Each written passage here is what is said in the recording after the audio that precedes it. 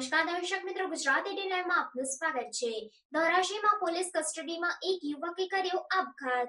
ધોરાજીમાં police કસ્ટડીમાં યુવકનો આપઘાત। Dhoraji city પોલીસની ઘોર બેદરકારી સામે આવી। ધોરાજી સિટી પોલીસ કસ્ટડીમાં ચોરીના ગુનામાં રાખેલ યુવકનો આપઘાત। કમલેશ કેશવજી પરમાર, જેમની ઉંમર વર્ષ 30, તેઓએ આપઘાત કરેલ છે। પોલીસની કસ્ટડીમાં યુવકના મોતથી પરિવારમાં રોષ।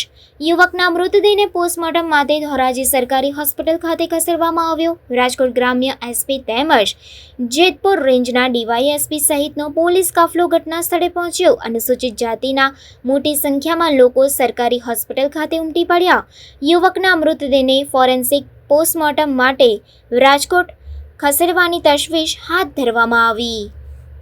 ધોરાજી ખાતે કમલેશ કેશવજીભાઈ પરમાર, ઉંમર વર્ષ 30 નામના યુવકને ધોરાજી સિટીમાંથી હનુમાન મંદિર પાસે ચોરી કરતા દરમિયાન પબ્લિક દ્વારા પકડી અને પોલીસને સોંપવામાં આવે અને પોલીસની એક એમણે રજૂઆત માટે અરજી પણ આપેલ હતી।